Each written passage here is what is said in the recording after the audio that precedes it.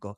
Kaya dapat natin ma-distinguish ano ba ang tinatawag na approval rating versus sa trust rating. Tandaan niyo po, approval rating, ito po yung tanong, question na nakapaloob sa ginagawa ng isang sitting government official. Ibig sabihin, nalutas niya ba yung isyung ah, issue ng edukasyon, issue ng pananalapi, 'di ba? Problema sa politika or ginagawa niya ba ng tama yung kanyang pagiging isang government official sa kanyang mga tinupding responsibilidad.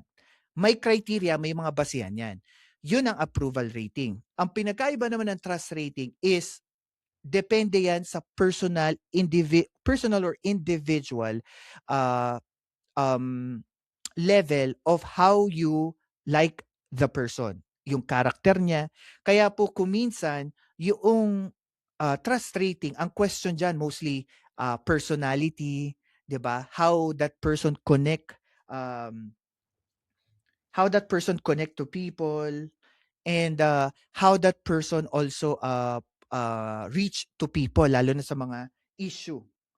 Ayan. So, that's how we distinguish approval and trust rating. Pangalawa po, marami din po ang nagsasabi na hindi po lahat na itatanong dito sa survey firm.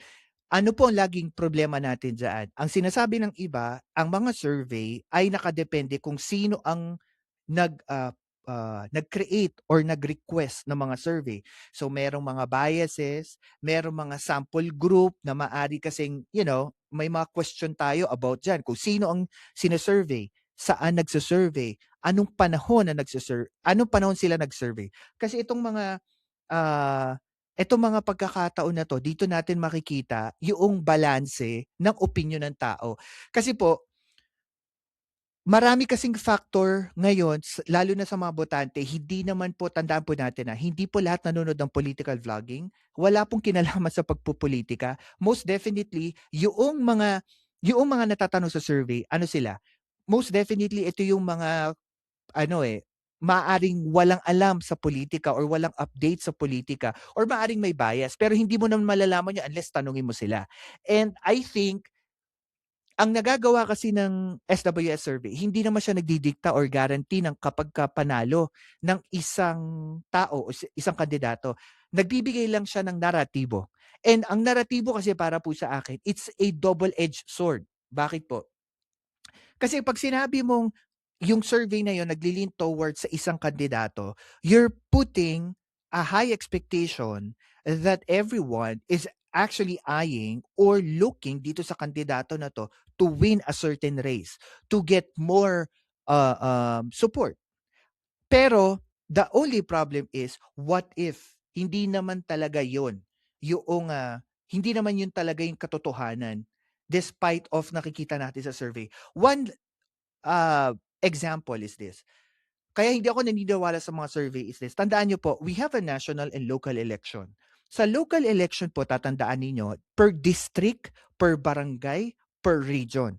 Kahit na magpa-survey ka na magpa-survey dyan, there is no clear picture kung sino ang kalimitang binoboto nila. Even dynasty. Bakit po?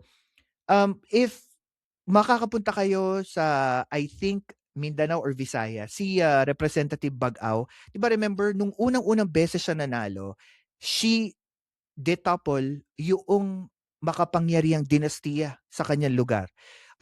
Si Baricuatro ng Governor ng Cebu, na patalsik niya sa pwesto si Governor Gwen Garcia na pinakamalakas, and I'm talking about a regional aspect here in local politics. Kahit na noong panahon ng survey, tagilid talaga against these people, bago mag-eleksyon, yung ikapapanalo nila. So, anong naipupunto ko dito at anong gusto kong sabihin? SWS surveys or any kind of survey only give you a narrative but don't give you a picture. Plus, ang approval rating at trust rating po ay magkaiba.